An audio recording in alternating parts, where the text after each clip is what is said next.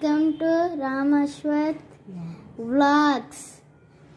Today I am doing Tulasi tea. First we need Tulasi leaves, ginger, honey, water, lemon. First we put on the stove this bowl and switch on the stove.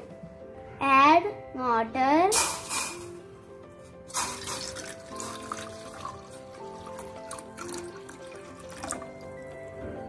And add Tulasi leaves. And add ginger.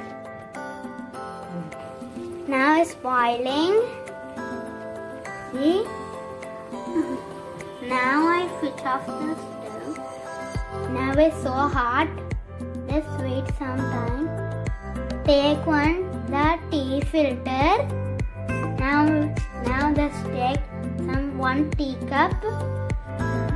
Now I put in this one. Now we ready to put the filter the tea. Now I'm putting the tea.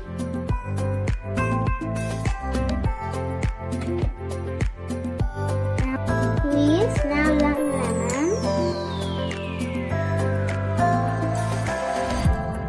Now I got the spoon.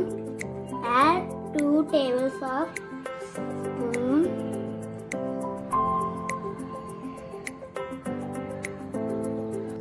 Now mix it.